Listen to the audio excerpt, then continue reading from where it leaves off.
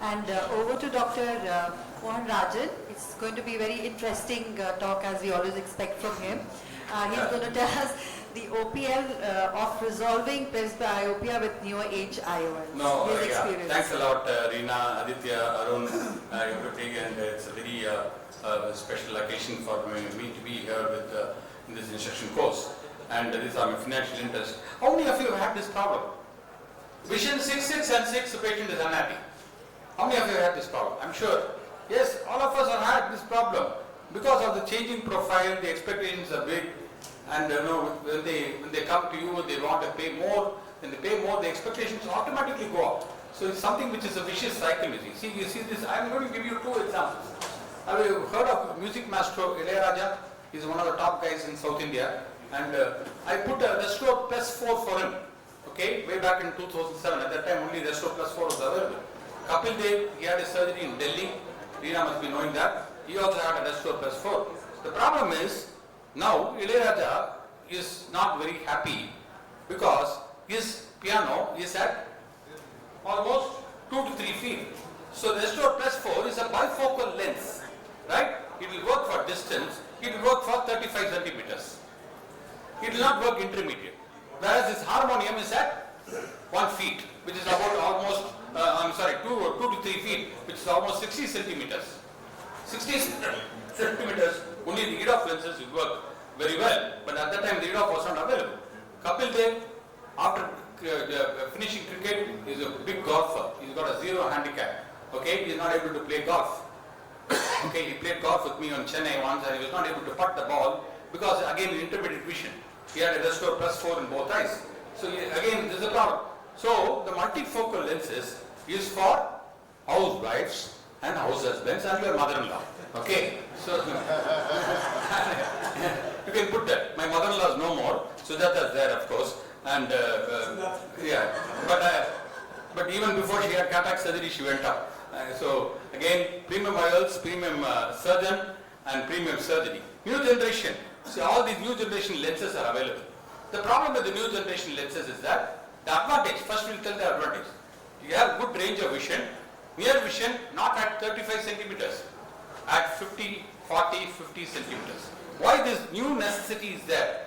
Good intermediate vision. Because most of us use laptop and cell phones. See where I'm using the laptop. It's almost 2 to 2.5 feet from my eye. Okay? And you see the way this man is reading a paper way back in 2010. 2010, see where he's reading the paper, 35 centimeters. See where he's reading the paper in 22, 60 centimeters. What is the reason? Because no more they are reading a paper. They are all reading the Hindu paper and Times of India or whatever, Indian Express, whatever it is, on the iPad or tab. And the tab distance is what? It's no more 35 centimeters. All of them, anybody keeps a cell phone here? All of us keep it here, no? So again, very, very important for us. See the newspaper sales in Chennai. Gone from 2010 from 5 lakhs, 2000 it should go up. 3 lakhs it has come down. Again, Times of India, 3 lakhs to 2 lakhs. Why? Because of the near point. The near point has receded from 35 to 60 centimeters. Nobody buys newspaper now. They all read the newspaper on the iPad and tab. And because of that, the near point has receded from. So it's important that you give a lens which is according to their. Unless otherwise, you have a patient, for example, a housewife or a house husband who watches TV and read books, then those patients you go in for a multifocal or a trifocal lenses. So let me see this refractive multifocal 6.5 and 6 vision patient not happy. You see this refractive multifocal way back in 2004 I did. This is a rezoom lens, beautiful femto, just like a femtorexis. 6.5 and 6, they had very good intermediate vision also. The problem is the glare halos in these patients. So the glare halos are there. I don't know why it's not coming, man. Yeah. The halos are on lights, starbursts, and also the significant glare, which is again very, very disturbing for the patient. This patient actually sued me, right? She sued me and she said, because I'm not able to drive and all this. Before the surgery, she said, I'm not a chauffeur. After the surgery, she said, my chauffeur stopped and I have started driving. and what can I do? Okay, she started driving and the significant glare and thing, she sued me. Fortunately for me, she died. Okay, 6 months later, myocardial infarction. So I got away from this problem. Again, another patient, accused of IOL, 6'9" and 6 patient not happy.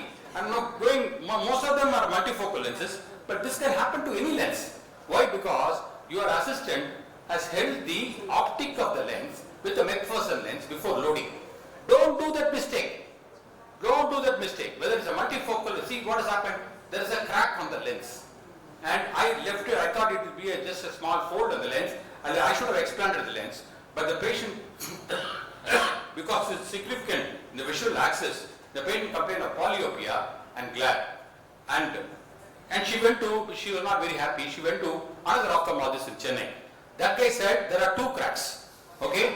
One crack is on the lens, another crack is a surgeon who operated on you. Okay? She got really furious. And again another patient, you can see here, this is a patient with a multifocal restored lens, misty vision.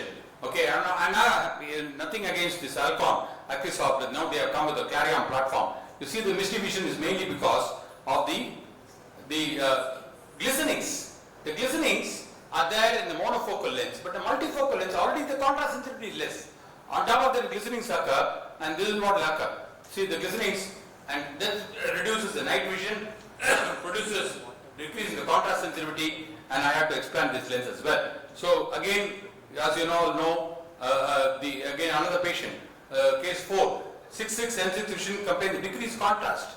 Okay, see this picture. There is only a line on the posterior capsule. Can you see that line on the posterior capsule? Can you see just a line? It's a wrinkle on the posterior capsule.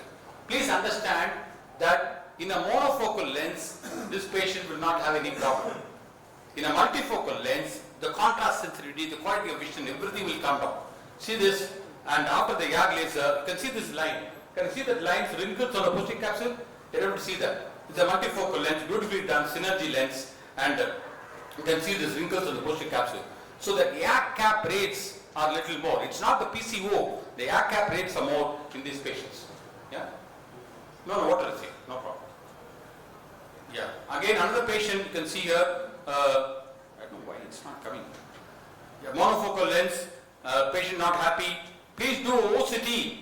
Okay, even if the macula is appearing normal. Patient typically says, after the surgery, I was able to see well. Now, past few days, the brightness has come down after a couple of weeks. Okay, don't say the patient. If you say check the vision, will have 6'6" and 6. But if you do a OCT, the OCT will show certain amount of CME. You can see that cystoid macular edema.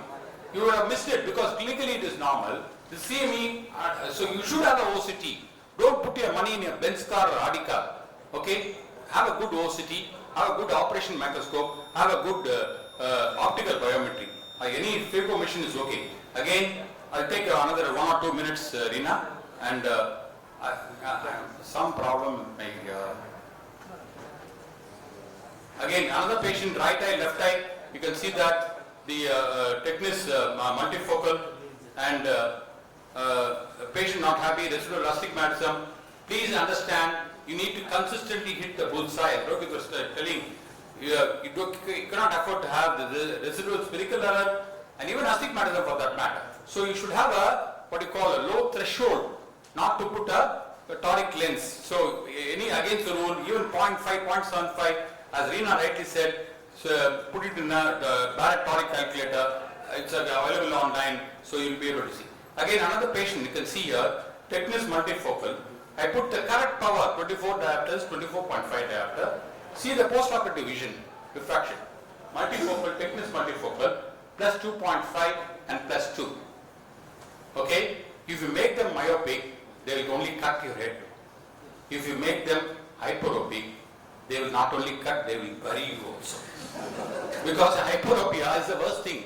After paying multifocal lenses, hyperopia, you are either able to see distance, intermediate or near. Nothing, everything is gone. So this patient became, so we broke our head, and I even discussed with Warren Mill and Samuel Masket. You see this dense asteroid hyalosis. This patient had dense asteroid hyalosis, and this is actually a contraindication for a multifocal lens.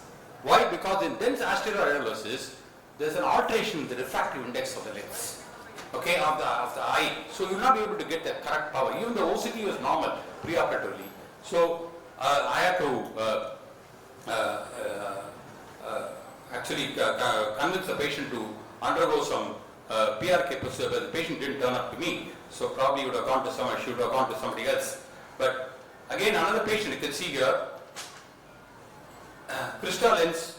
The crystal lens, I used to use a lot of crystal lens. The problem with the crystal lens is that, how many of you use crystal lens? Portion long. Suddenly the crystal lens, now you move forward. It's called the Z syndrome. And talk. So again, you can see here the talking of the lens, and the patient can have sudden drop in the vision, and they can go in for myopia. Again, another patient with the multifocal, this is a long time back, hydrophilic multifocal, I will not name the company. Because of capsular phimosis, it started folding in again. Okay? The crystal lens moves forward, this moves backward. Moves backward, what will happen? There will be a hyperopic shift.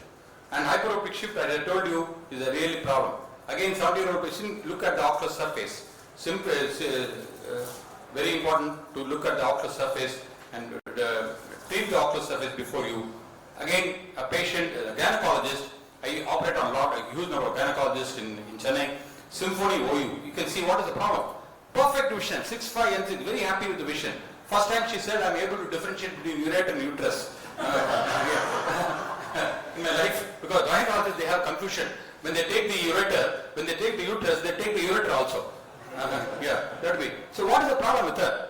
She had negative dysphotopsia. Okay, I said, madam, you have the other eye done, it will become all right. Other eye was done, and other eye also too. Two negative dysphotopsia. My vision is good, but two things are coming like this. What do I do, doctor? So what do you do? Nothing we can do. You have to wait 3 months, 6 months. 6 months, what do you do? Negative dysphotopsia. Anybody, Satyajit, what will you do? I have got a solution, very easy solution. You give the patient some other problem. Then forget about this. I'm being practical, I'm a very practical ophthalmologist. Give the patient some other problem. Fortunately for me, this patient's husband developed CA colon with secondaries. Fortunately for me. Of course, he passed away later, that's a different issue. But she got concentrated in that. Chemotherapy, radiation and other things, surgery and all that. She just forgot. What happened? It is all gone. All gone. If the husband also gone, negative dysphotopsia also gone. So I'll go through it very fast, and also this I will not take much of your time. But the take-home message is very important. Unhappy patient, look for residual refractive error, PCO, not PCO, wrinkle, line. CME, do OCT regularly, dry eye, take care of ocular surface, decrease contrast, look for glistenings, lens tilt, functional overlay also is very, very important. Okay, happy patient will have a happy surgeon at the end of the day. And another important message for you guys, this guy. 2025. I want your blessings. Thank you. Thank you very much. Thank you very much, Dr. Rajan. And I think another point is that if you're going to have an unhappy patient with the trifocals, you can pay for the driver also. And another important thing, certainly, when you have an unhappy patient like that, don't make him sit in the OP. He will spoil the 100 other patients there. Make sure that your red alarm should be there on the EMR or whatever case sheet you are using. Even the security guy should know. Make sure that the patient is straight away brought into your chamber. Within 2 or 3 minutes you see the patient and make sure that he goes out. You can actually escort him and go to the middle of the road and take the vehicle and go. This is a very important message I want to give you guys. Where do you get this ophthalmic security? Thank you very much. Sit down and spoil other patients. So I think we've had a really nice session. All thanks to Dr. Mohan. So can I ask a question? Yeah, sure. Yeah. So I also do a lot of this trifocal IOLs. Patients are quite happy. Almost 10% of my practice is into this, and these halos and glare are not very frequently reported these days. But I have one situation where one person came with trifocal in one eye, already operated, but he has glaucoma methadone or before that, but early stage of glaucoma and already on medication. Now he came for surgery for the other eye, and he didn't want glasses. So, but glaucoma, as we know, is a contraindication. Now, what should we do? You can opt for advanced monofocal IOL in the other eye also. But depending on how the result is in this eye, the trifocal eye, whether is the patient happy with the distance and near Yeah, vision? patient is happy, so he wants the same way. Only thing that glaucoma is already So established. you have to explain to the patient about glaucoma and the contrast sensitivity, and you can opt for an advanced monofocal in the other eye also, which will with a little bit of a myopic correction, so that it manages well with the other eye. So you say I should not go for the trifocal? Well, if the patient has got trifocal in one eye and the other eye has got glaucoma, I have implanted for patients with glaucoma, PVT or EDOF lenses. EDOF will be a very good way to go because EDOF doesn't decrease the contrast as like the trifocal lenses. Okay? It's almost equivalent to a monofocal or IOLS lens. So the patient will have a fairly good near vision. Of course, you need to explain the patient because of glaucoma, the field vision loss and other things are there. But VVT or any EDOF, so many EDOF lenses are available. That's smart is there, Lucidis is there, Minivel Ready is there. And what are you using regularly? So we are using a lot of Rainer also, the EME lenses, advanced, that and good results are good, So you are against trifocal? No trifocal, because you will compromise the contrast sensitivity even further. The patient has already got glaucoma, the contrast is low. Yes. Long term it will be a problem. Immediate also, long term. Thank you.